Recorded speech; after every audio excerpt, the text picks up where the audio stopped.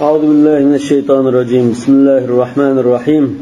الحمد لله له الحمد في الأولى وله الحمد في الآخرة، له الحمد كما ينبغي لجلال وجهه وعظيم سلطانه. رضينا بالله ربا وبالإسلام دينا وبمحمد صلى الله عليه وسلم نبيا ورسولا. اللهم صل وسلم وبارك عليه وعلى آله وصحابته ومن اتبعهم بإحسان إلى يوم الدين. اللهم علمنا ما ينفعنا وانفعنا بما علمتنا واجعلنا من الراشدين آمين. أما بعد، فقال المصنف رحمه الله تعالى: وكل صلاة بعدها سنة يكره القعود بعدها. Sunna ratibasi bo'lgan farz namozdan keyin o'ltirilish makruh deydi. Farz namozlarning oldida sunnat namoz bor, keyinida bor. Ba'zi namozlarning keyinida bor. Ya'ni farz namozni o'qib bo'lgandan keyin o'qiydigan yana sunnat bor.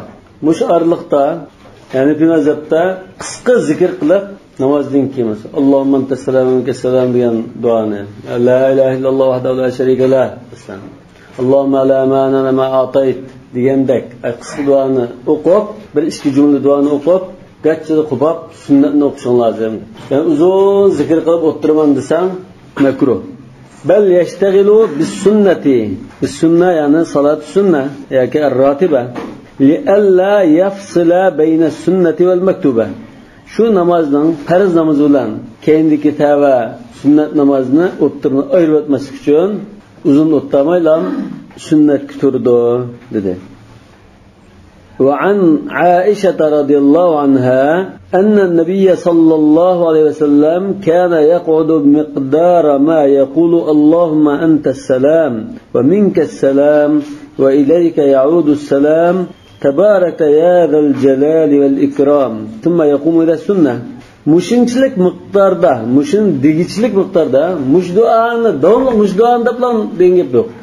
Mushinchilik duoni degichlik miqdorda o'tirib, uning dengi sunnat o'qishga, qo'pti yoki o'jirishga shirkitdi deydi. Sunnatni o'jirishda o'qigan ekan. Buna miqdora ma yaqul bo'lgan ekan, mush duoni o'quvchilik miqdorda bo'lgan ekan, ya mush duoni o'qiydi. Ya Allohumma la ma'ana ma atayt masalan, yoki la ilaha illalloh vahdahu la sharika lahu lahul mulku wa lahul hamd deganni, shunga o'xshash duolarni o'qiblam o'jirishga kirib sunnat o'qiydi demoqchi. Ya'ni bu mazhabning ma'masilda dalil qilgan hadisi bu ozgina o'ttirdi, lekin uzun o'tmaydi degan masalada nas hech qanday munoqish qilinmaydigan darajada kuchli. Mushu masalada boshqa ulamolar azkarlarni to'liq tamomlab o'tib, uningdan keyin andin sunnat turdi. Undan keyin bu yerda hozir masala ayyuma awla bit taqdim. Farz namozdan salom bergandan keyin oldimizda ikki narsa bor. Shu namozlarning keyinda o'qiydigan sunnat zikrlar, shu namozdan keyin o'qiydigan sunnat namoz. Albatta sunnat namoz kim bo'lmasa, o'shada o'tirib zikr qilsa bo'ladi. Ama sünnet namazı bağ namaz olup qolsa, jindek o'tirib duoni, ikki jumla duoni o'qitib, qachida sünnet namazga qo'pidi deydi. Ya'ni bu mazhab shu. Boshqa qarashkida yo'q. Salom bergandan keyin zikrlarni deyib qilib, uningdan keyin andin sunnat turdi. Nima uchun desa, u zikrlar sunnat namozdan keyin desakmi, subhanalloh shu hamma zikrlarni sunnatni o'qitib qilib desakmi, farz namozdan keyin dubur salovatul mafruda bo'ldi shu. Shuni tushudi deydi. Endi mushadisda mushinchilik miqdorda o'tirib, mushu ikki jumlani degichlik miqdorda o'tirib, andan qo'pitdi deysizmi? Mushinchilik o'tirdi, bundan ortiq o'tirdi deganlar, uni dalil keltirish lozim. Shunda uzun zikr qilgan qadar o'tirdi deganlar so'zga kelsin demoqchi. Ya'ni bu mazhab. Biz shunchalik o'tirganligini sayidisga keldik. Bunun uzun o'tirib deydigan bo'lsa desak ekan. Nima uchun degan chog'da sunnat namoz bilan zikrlar har ikkisi farzga ergishadiganligida, tavalikida o'xshash tava buningga. Ya'ni Rasulullohdan isbotlangani sunnat namozni zikrdan keyin deydiganligi isbotlangan. Yuqorgi hadisda mana shunchalik deyitib ondan qo'pitdi-ku. Shunchalik deyitib bilan sunnat o'qiydi. Uningdan boshqa zikrni keyin qildi demoqchi. Yani bununla müşü seyredişke zid keladi deb qaralgan. Mesela subhanallah, elhamdülillah, Allahu ekberni 33 qitimdan o'qish mesela. Ya ayatul kursi o'qish, muavvazatayn, mushuni o'qish haqida kelgan hadislar ma sayyidisning oldida unda dalolat jihatdan ham buningga xilof kelgan, zid kelganlik jihatdan putirib turolmaydi. Yana şu ayatul kursi mesela. Ayatul kursi o'qish bog'i. Ayatul kursi Rasululloh namozdan keyin ayatul kursi o'qigan degan nima yo'q qilish mumkin. Rasulullohning fi'limizdan, sunnatimizdan davlat bunda o'qitdi ya o'qigan deganim bo'lmasin. Bu bir. Ikkinchisi subhanalloh va mana shu sunnat namozdan burun o'qitdi deganga dalil yo'q. Lekin mushu mazhabning o'ziga nisbatan mush dalil hisoblandi. Hamda mushuma sizga munosabatlik salom bergandan keyin Allohu akbar deb qo'yishadi. Bu burunman Qashqarda uchratgan, hayron qolgan. 90-yillarda Qashqarda uchratgan, hayron qolgan. Bu shu Qashqarda amal qilingan sunnatgan deb hayron qoldim-da. Bu aslida nereden kelgan shu Allohu akbar degani? Ibn Abbas radhiyallohu anhuning biz Rasululloh sollallohu alayhi vasallamning namozning oyoqlashganligini tekbirni anlab namoz tugabdi deb bildik. Ma kunna na'rifu inqida salati Rasululloh illa bit takbir. Yani sayyiroyba. Bu nimani bildirdi olsa Ibn Abbas radhiyallohu anhu shu chaqda Rasululloh hayot chaqda 13 yosh 14 yoshda. Vafot bo'lgan chaqda 14 yosh va 15 yoshda qolib qolgan Ibn Abbas. Kichik bolalar olgan safdan eng oxir turibdi. Ayollarning oldida, erlarning keyinda. Va tug'an ekan, u chaqda balki unda muballig'lar, majda aqlimda to'lab, yetkazilishi bo'lmasligi mumkin. Lekin salom berib, keyin ondan masalan ya Allohu akbar bu deb bunda subhanalloh alhamdulillah degandek bir nima bu zikrlar bilan namoz oyoqlashibdi deb bilibdi degandek bir rivoyat. Lekin mush qarashim assalomu alaykum va rahmatulloh degandiklar Allohu akbar deb bir qatim deyishni ilgirki fuqarodan birisini deganligi ma'lum emas. Yani masalan biz bildigan shu mujtahid imomlar va undan boshqa shu muhaqqiq olimlar deylar bildim bilsan namozda salom berib Allohu akbar deysa degan gap yo'q. Bu faqat mush rivoyatdan bunda tarix va Allohu akbar deyish bor ekan. Agar Allohu akbarni anglagan bo'lsa assalomu alaykum rahmatullohni anglaydi. Lekin unda bu ba'zilarda salom berib bo'lib bunda o'tgan chog'da ba'zilar Allohu akbar subhanalloh bunda ullik bir takbir tasbih degan chog'da keyingi bu kichik bolalarni anglagandak. Lekin qanday bo'lsa bu bunda bir ehtimollar dalolatlik ojiz bir. Shu Rasululloh assalomu rahmatulloh degandan dars takbir qilibdi deganga sunnatligiga hargiz dalil bo'lmaydi. Shu buni sunnat deyish bak nima? Bir bakni qilsa bidat bo'lishi mumkin. Salni qilsa joizroq bo'lishi mumkin. Bu ko'pincha shariy o'qish bolalarni ko'rdim men. Vatandan kelgan bo'ldim ko'rdim. Buni bunda tashlab qo'ymay, buni izlayman. Bu nima gap zodi? Qaysi mujtahid imom bunda deb qaragan? Ba'zi muhaddislardan degan bo'lishi mumkin. Ya'ni mushunda qarashli bo'lgan bor. Ahli hadis ishida bo'lishi mumkin. Lekin mushuni izlab, dalil zot bunun bosh dalil bormi yo'qmi? Nima gap bor deb aniqlab o'tib ondan amal qildi. Bo'lmasa da dalilsi uyunagan shaklda biz avom bo'lmagan ekan, o'quvchi bo'lgan ekan, ko'chilab bilib qo'ygan.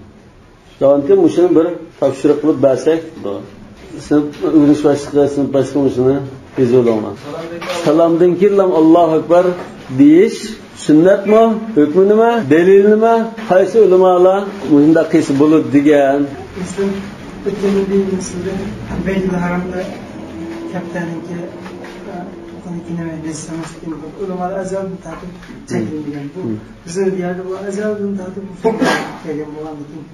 Neymiş yani mazhabda ruhsat qilgan, lannahu mutawarat dedi bu. Çünkü Müslümanlar davamlıq məsələlərdə kattalarni qilishdan mayilda qo'yib turganlar bu dedi. Lekin bizning vujudda nima qilgan shu Hanifiy mazhabning mutaaxxirlarning ba'zininki qattiqroq tutgan pozitsiyasi bo'lsin. Shar'iy qoida balkim. Bundan bu bir topshiriq bo'ldi. Lekin o'sha Hanifiy mazhabninki sunnat namozini o'qitib, undan keyin zikrlarga o'tirdi degan narsa shu muvofiqroq menimcha. Chunki bu sunnat namoz vaqt e'tibori bilan farz namozga chetishlik, vaqtga bog'lanishlik. Lekin buni sal kechib tursa, ya ba'zi namoz vaqti chiqib qolgan bo'lishi mumkin. Farz namozdan keyin duo qilish bo'ladi, ya'ni joiz. Qo'l ko'tarmay duo qilish mustahab, afzal, chunki duoning ijobat qilingan o'rinlarning birisi dubur salovatul mafruda. Dubur salovatul mafruda hozir ulamolar so'darlarnikilar ya qo'l ko'tarib duo qilsam bo'lmaydi. Mush o'rinda qo'l ko'tarib duo qildi Rasulullohning kimga deb turadi. Lekin duo kelgan duo masalan shu Allohumma antassalam, Allohumma la ma'na lima atayt va undan boshqa shu duolar lafzi zikr va tanjid duoning bo'lgan bilan bu aslidan duo bu.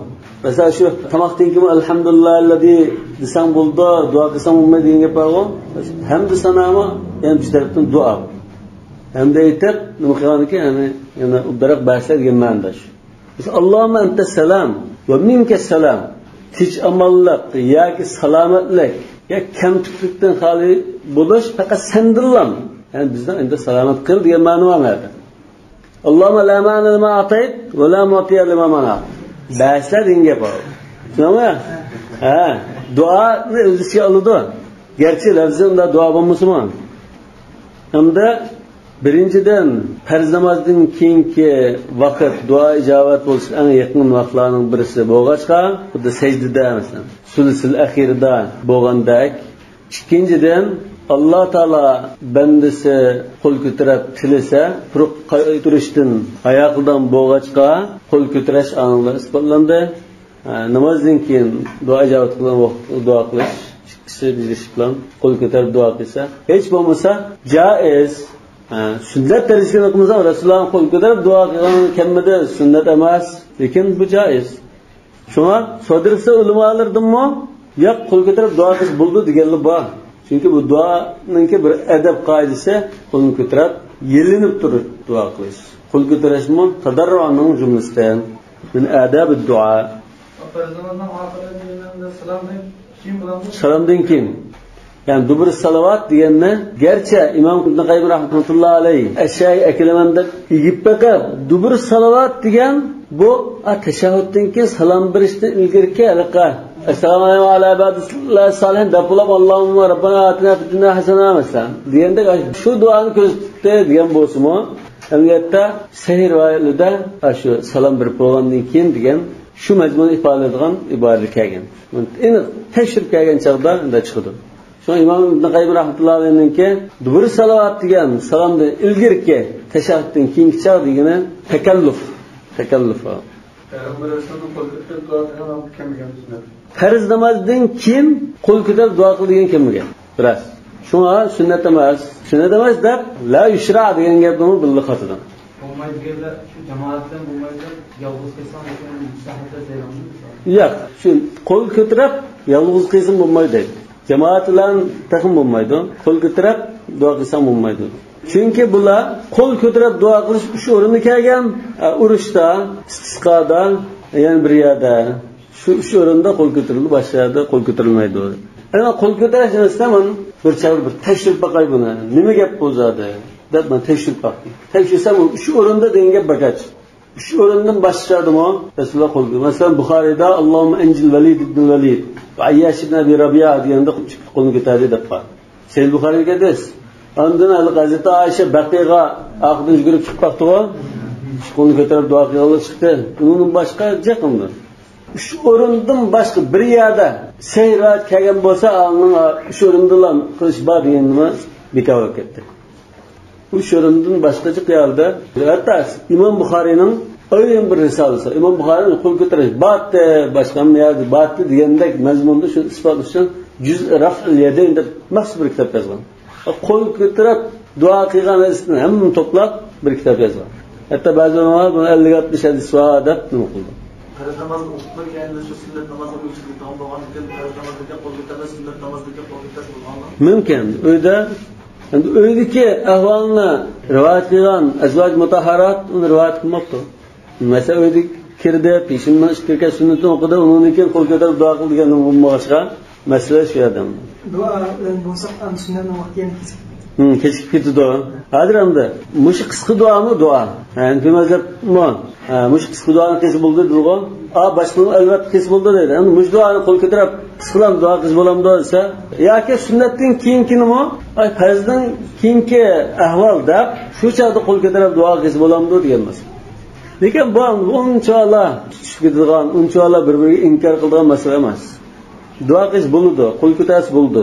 Ko'pchilik billa duo qilsin bo'ldi, yolg'iz duo qilsin bo'ldi. Duolar sunnatning qaysi keyin ko'rayotganlarga qaysini duo qilishda ular demasdan chiqarib duo shu paradin kelib degan rasululloh sallallohu alayhi vasallam keyinlar qolsa duo javob qildi deb chiqarib o'tirib duo qilib ashab qilishlar uningga Hanifi mazhabga uningga Hanifi mazhabga birinchidan uzun duo qilib o'tmaydiganligiga masayidisine kirdi. Yani jindek o'tiribdi deganga. Ikkinchidan mushu sunnat namoz farzdanki oxir chaqishib turadigan shuni jubdi. Ya shuni tavani emas. Mushu sunnat namozni o'qib bo'lgandan keyingi chaqmo shu bir salovatning mafruda deydi. Yani bu yerda hadisda keldi. Allohumma antas salam va minkas salam va ilayka ya'udus salam tabarakta ya zal jalal vel ikram. Allohumma antas salam degan salam degan so'z chiqilmanda bo'lishi mumkin. Salam degan biri tish amallik, xotirjamlik degandek. Bunda desak, sen shu tish amallikning o'zi, hozir balog'atdan deymiz.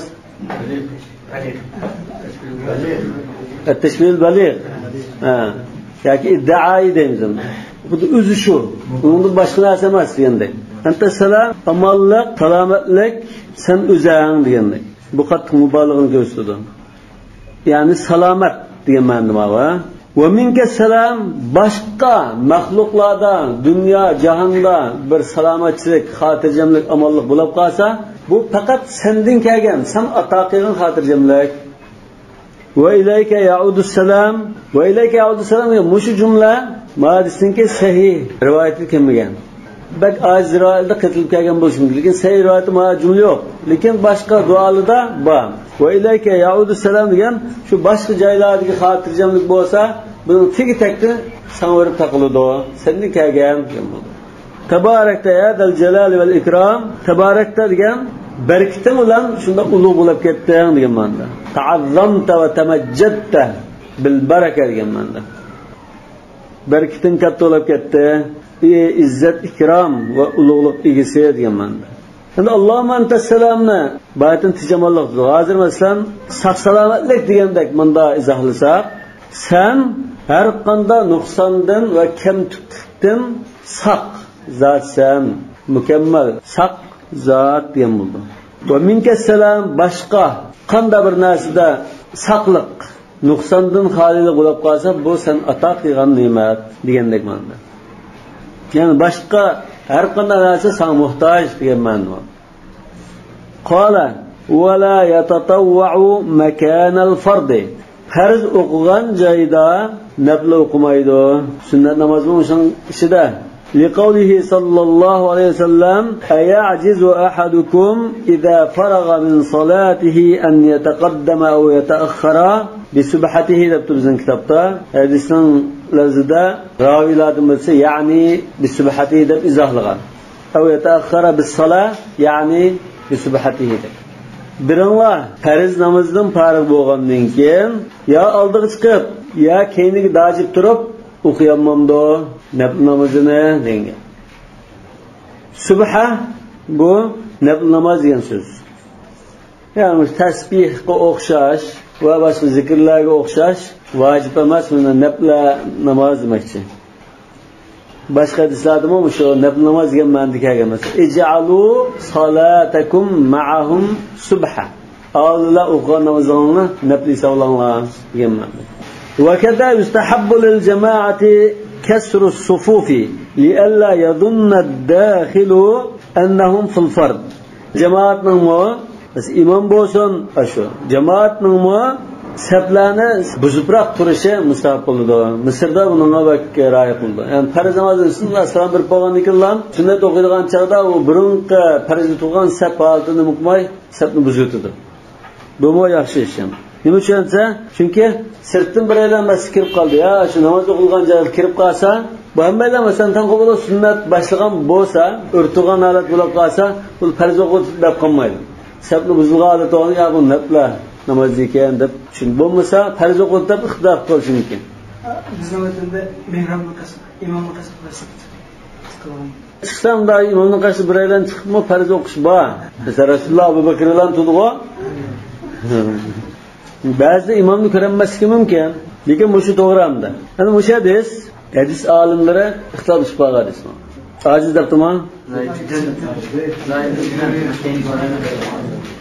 Jiddan emas bu.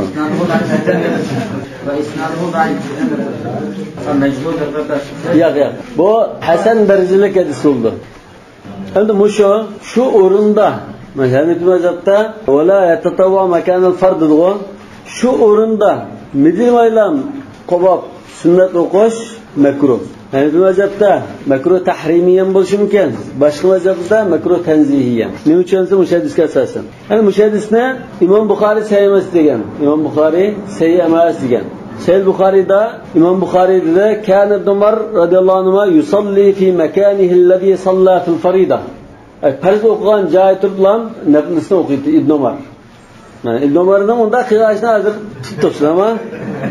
Ibn Mas'ud qiyamni tutishimiz lozim. Va fa'alahu al-Qasim ma shu fuqaha sab'aning birisi.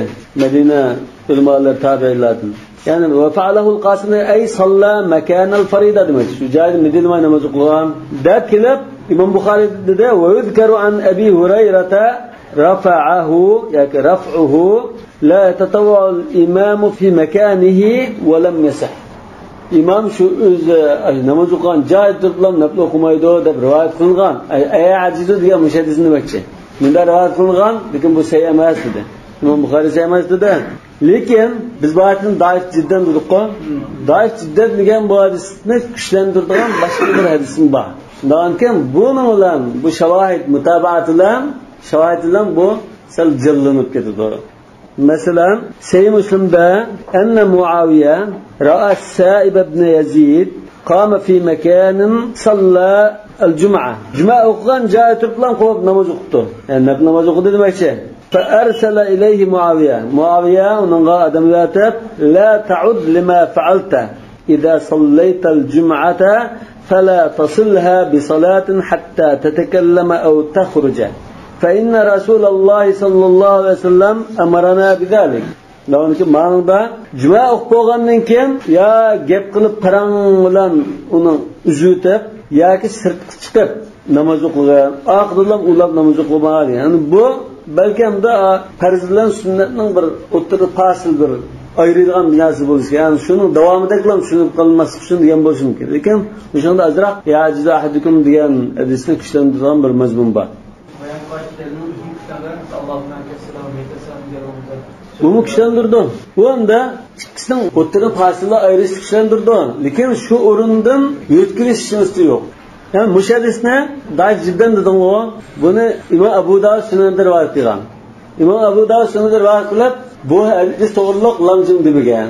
Endi Abu Dawud sunanida rivoyat qilib, ya unda ya bunda demasa, Abu Dawudning nazarida bu hadis hasan darajalik. Chunki Imom Abu Dawud sunanni yozgan chaqda muqaddimasida men bir hadisni rivoyat qilib o'sha kitobda buni sayyidsan ajizsam ajiz ya unda ya bunda demagan bo'lsam bu hasan mening nazarimda degan bo'g'achqa bu hadisga kelgan chaqda sakata anhu lekin bu nima bo'ldi Abu Dawudning nazarida hasan darajalik lekin ahli hadis o'zaro xil qarashtirib qoldi. Abu Dawud hasan deb qaraganda Imom Buxoriy sahih emas dedi. Boshqalar daif jiddan degan bo'lsa sahih emas degan Imom Buxoriyning qarshi bilan birlashdi. Hasan degan Abu Dawudning.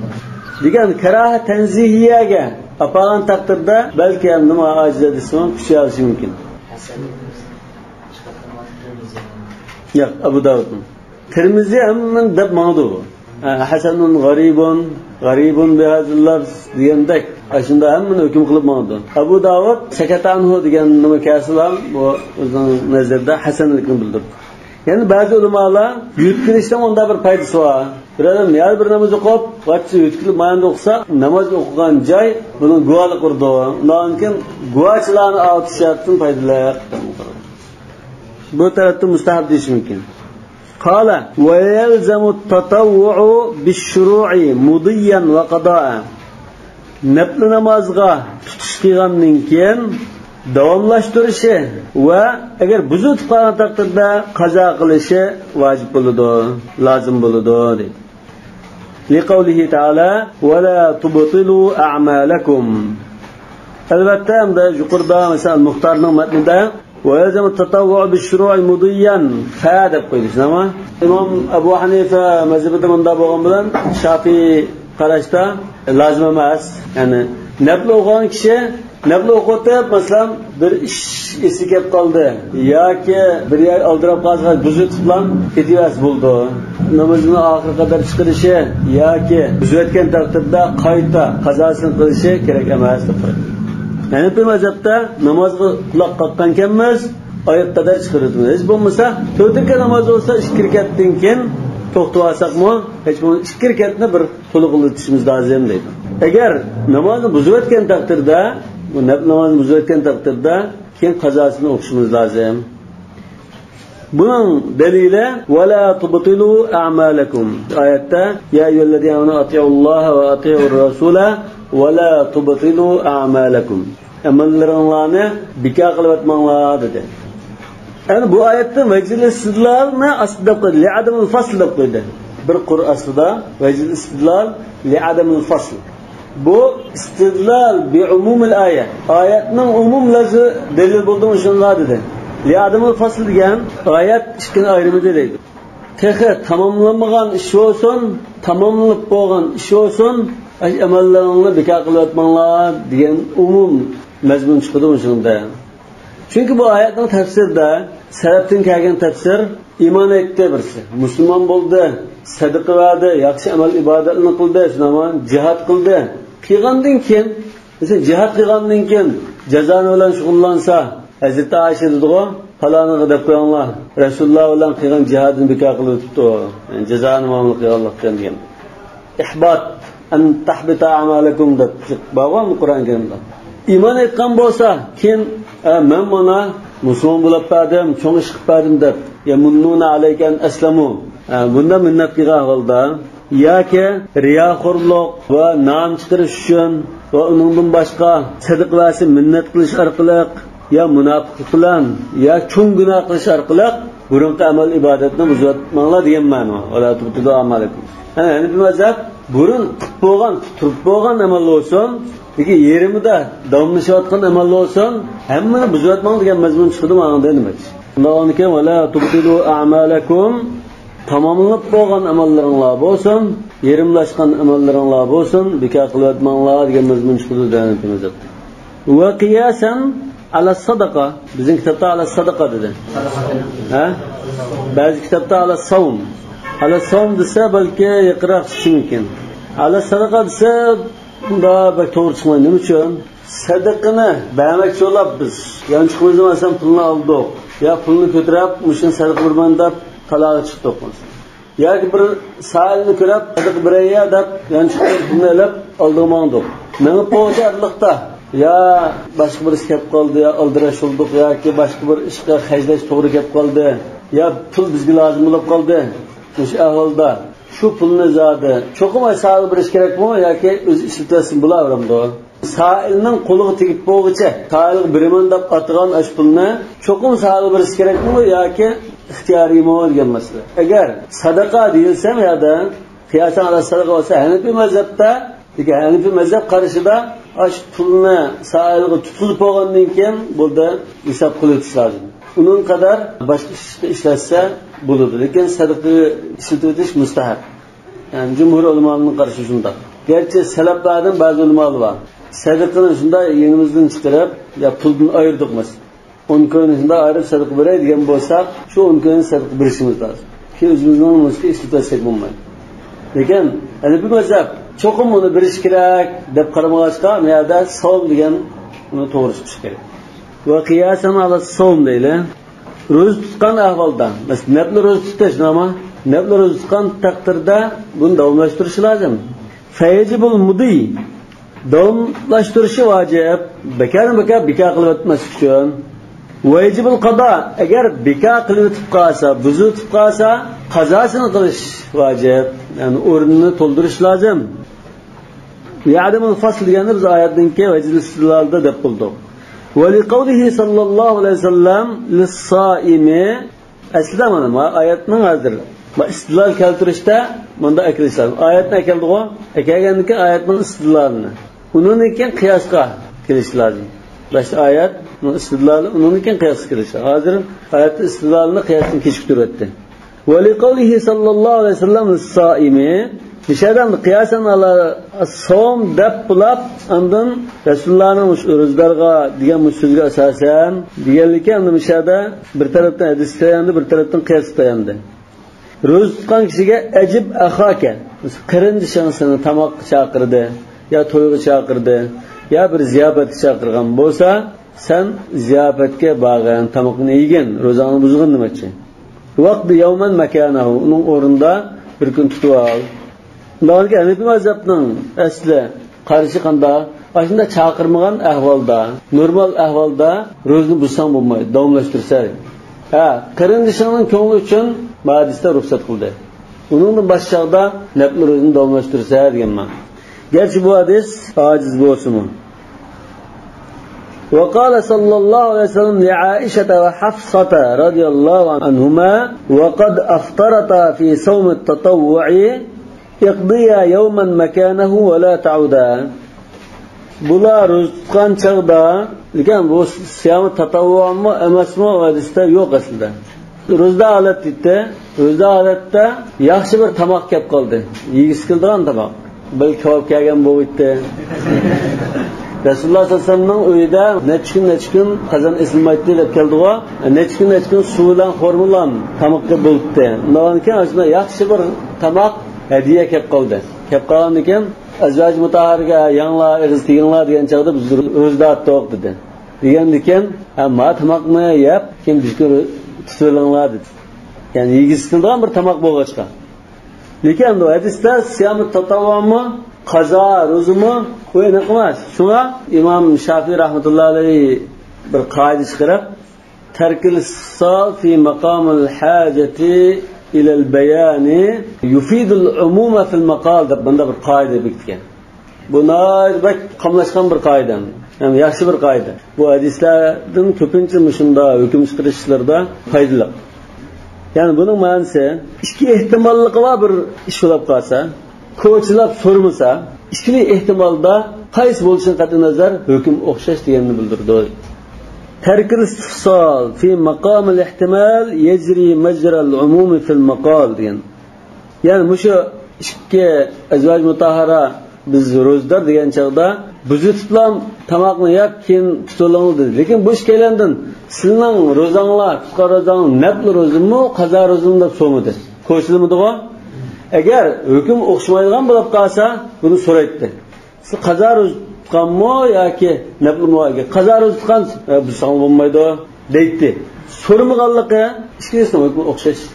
Imom Shafiy qazo ro'za tutgan kishimi yaxshi tamoq yeb qolsa, bizga mehmon chaqirib qolsa, buzasi bo'ldi. Nafl tutgan kishimi buzasi bo'ldi. Keyin ondan qazo ro'za tutgan kishi boshqa bir kunni qazosini qiladi. Asli tutamgan ro'zaning boshqa bir kunni qazosini qiladi. Ma qazo hisoblanmaydi-ku, boshqa kun qazosini qilib oldi. Nafl tutgan kishi o'zi mutatavva amiru nafsi.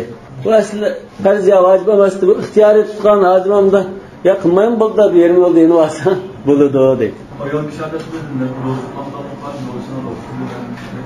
Rasululloh sollallohu alayhi vasallam ijozat bergan bo'lishi mumkin. Yani umum ijozat bersa, yetarli. Shu kuni nima qilmasmi?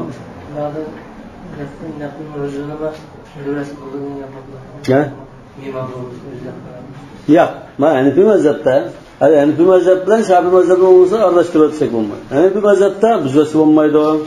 Davomlashtirish vojib dedi. Chunki buzatgan u nimani baka yerim oldim qiz buzatgan bo'ldi. Ibtol. İmam Şafii'nin qarashida ixtiyoriy. Bu asli ixtiyoriy işte yerim yo'lda to'xtab qo'ysin ixtiyoriy. Buni vojib degan gap yo'q. lekin endi mushani hozirdan la tubtilu amalakum degan oyatning dalil qilishi bu butun bekor qilyapmanlar degan mazmunda bo'lishi to'g'ri bo'ldi. Lekin masalan bir rakat namoz o'qigan kishi bir rakat o'qib to'xtab oldi deylar. Ay bir rakat o'qishga ma'lum bir savob bo'lmaydi, bo'lish kerak. Nima uchun? Bu qiroat qildi, ta'zim tasbih qildi, ruku qildi, sajda qildi Alloh uchun. Ayda qilgandan bu "Faman ya'mal mithqala darratin khayran yarah" degan doirada balki bu shu chog'dagi bir qatimliq shu sajdasida Alloh taolo mag'firat qilayotgan bo'lishi mumkin.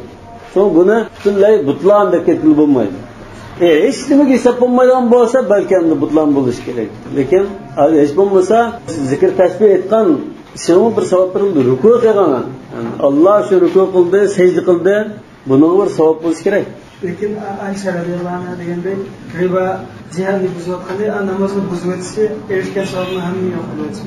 Hammani yo'q qilitishi namoz o'qigan, ya'ni bir butun 2 rakatlik yo 4 rakatlik namoz o'qigan degan savob bo'lmasimi?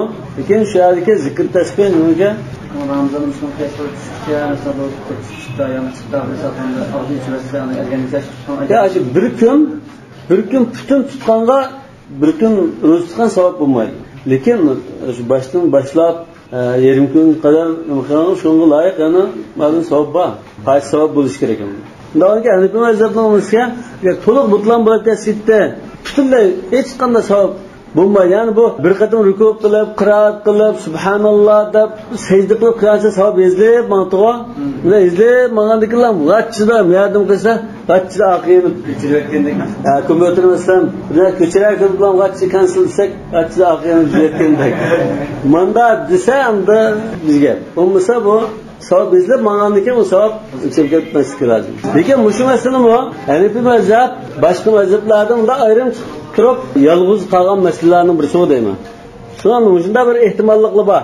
Ya'ni bu mazhabning manda tahlil qilsak sal ojiz chiqishi mumkin. Sudda shu eng oxir qadar chiqarsang, undan keyin namoz o'qigan bo'lsa, buni 20 minut tashlab qo'ysang, birini o'qigan 5 rakatnimi, 1 rakatni bekor qilib o'tgan bo'lsa degandek. Aisha radhiyallohu anha shu qarshilari kuchli. Bu qandaydir bu burun qilgan jihaddan keyin qilgan ribo buziladi. Chunki riboning nimasi unda kuchli qildi. Riboning kuchini ko'rsatmoqchi. Ribo kuchli. Lekin boshqa gunohlar har burun qilgandan yuradi. Chung gunohlar yutidi degan qarash bor. Qarashmi, endi bir qarash bor. Qarash bor.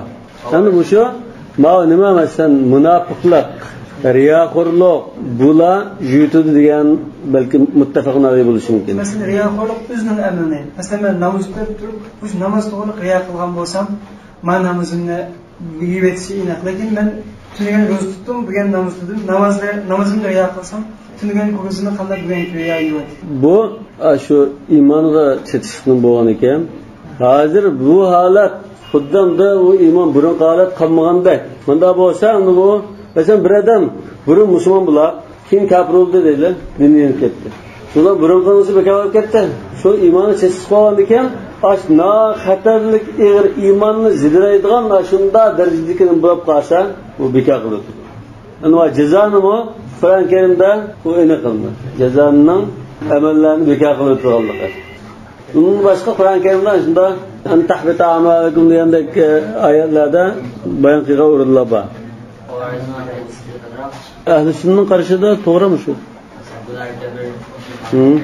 Gunoh kabir bilan burunqi amallar baka bo'lib ketdi degan qarashim bor ahli sunnatda. Shu salafdan kelgan tafsirda bor. Mesela bu oyatning tafsiri qarasanglar, munofiqlik bilan, riyoxo'rlik bilan, sum'a bilan, ya bilmanni val adha bilan, shak bilan bekor bo'lib ketdi. Kabair bilan, fawahish bilan bekor bo'lib ketdi degan bor. Ahli sunnatning tafsirida. Qala ويجوز قاعدا مع القدرة على القيام. يجوز يعني النفل المشي. نفل نماز örüp turup okuyalaydigan turuqliq o'tirib o'qisa joiz. لقول عائشة رضي الله عنها كان صلى الله عليه وسلم يصلي قاعدا فإذا أراد أن يركع قام فقرأ آيات ثم ركع وسجد ثم عاد إلى القعود. Namazda başqa vaqtda o'tirib başlaydi.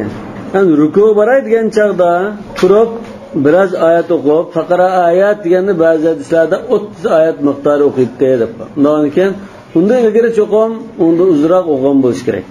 ثم ركع وسجد ثم عاد الى القعود ruku sajdani qilib bo'lgandan keyin uni yana o'tir. Ya'ni qiyamning o'rnida, qiyamning yerimida masalan unda o'tiribdi demoqchi. Chunki Rasululloh sollallohu alayhi vasallam namozda ig'ir o'qiydi. Ya'ni biz Rasululloh 8 rakat o'qiydi, 8 rakatdan ashuma o'qimizdik, lekin Rasululloh 8 rakatni qanday o'qiydi deganni ular tashvat. 8 ga soldi, lekin kayfiya sifatiga diqqat qilmadik. Rasululloh 8 rakat o'qiydi, lekin 8 rakat, 2 rakat bizning 20 rakatdan bakrak istildi. Namoz bo'lsa xuftandan tortib, shu so'rli vaqtga qadar to'xtamay o'qish mumkin. 8 rakatdan. Biz 8 rakatdan 20 rakatni 1 soatda pak-pakiz qilamiz. Agar Rasululloh o'qganda 8 rakat o'qsang 8 rakat, yani 2 rakat o'qib bo'ldi. 8 rakat namoz. Undan keyin kana yusalli hatta tawarrama qadama. Ashna uzun o'qiydi. Uzun o'qig'achqa ham kunduzi musulmonlarningki ishlari bilan ashunda jiddiy o'tgan bo'lg'achqa, charchab ketgan bo'lsa, nafl namozda qiyom o'rnida o'tirib o'qiydi. Va li anna as-salata khayru mawdu'in. Yana bir dalil namoz degan biz qildiqashdan eng yaxshi shu. Eng yaxshi obyekt demdoq, eng yaxshi obyekt yoki tema yoki ishim. Qildiqashdan eng yaxshi namoz. As-salat khayru mawdu'ga asli hadisning lafzi ma'lum. Ibn Hibban va al-Hakim sahih deb qaragan, balki tashrif qilsaga hasan bo'lishi mumkin yoki ojiz chiqishi mumkin. Ismi marfu hadisda as-salatu khayru mawdu'in faman sha'a istaqalla va man sha'a istakthara degandek. Bunda kelgan. Farubbama shaqqa alayhi al-qiyam. Balki o'rtish kilishi mumkin. Fajaza lahu zalik.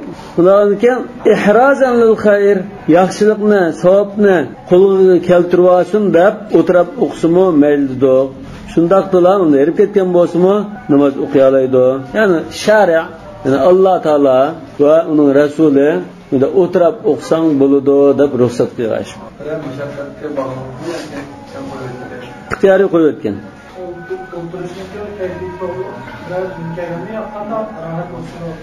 O'tirish shaklimi Hanafi mazhabning ayrim qarashlari bor. Bunda shaklda o'tirdi deydigan. O'tirish shakli. Va hada mimma lam yunqal fihi xilaf. Ya'ni bu nimadan iborat o'sha gap hozir?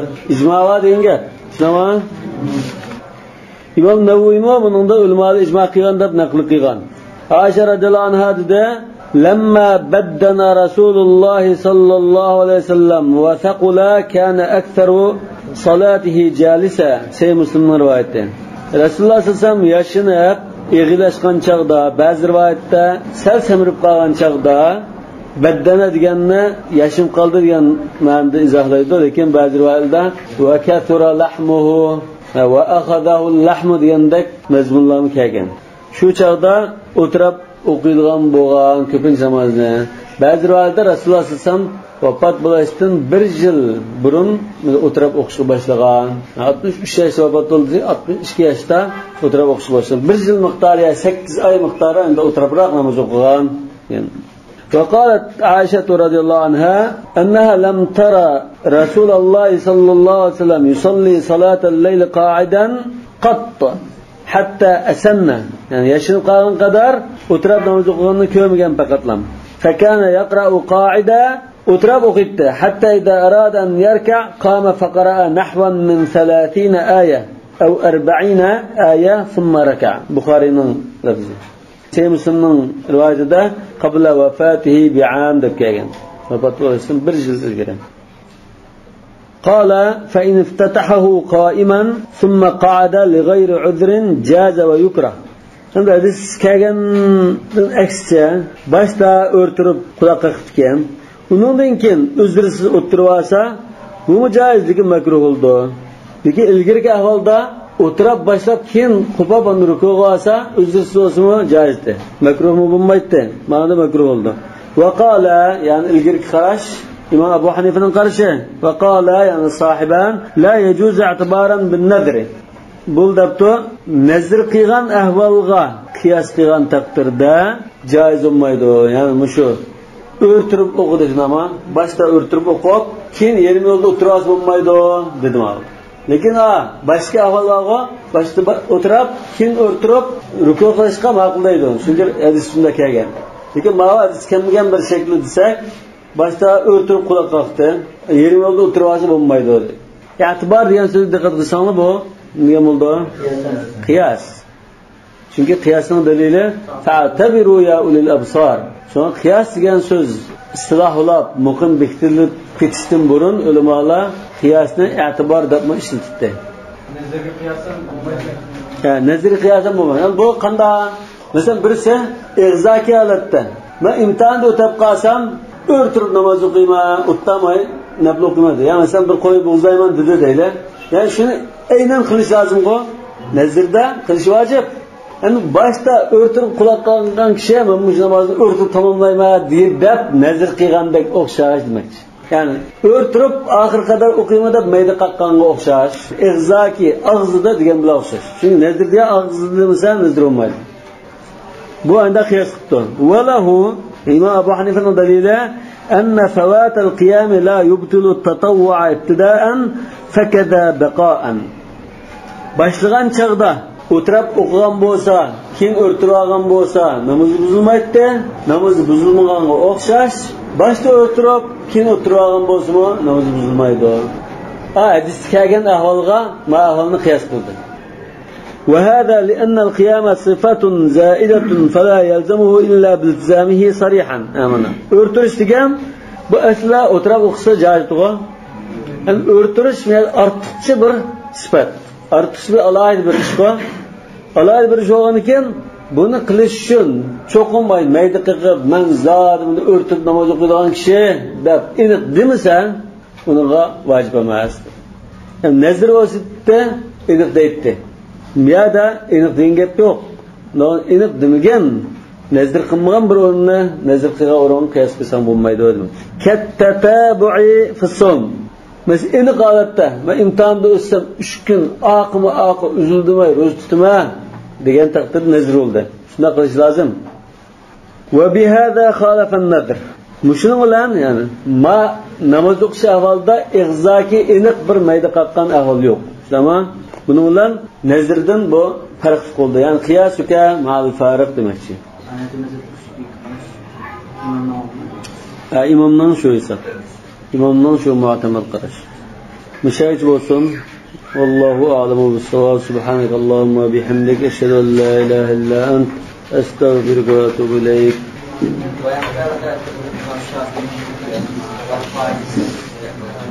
ترك الاستفصال مع قيام الاحتمال يجري مجرى العموم في المقال.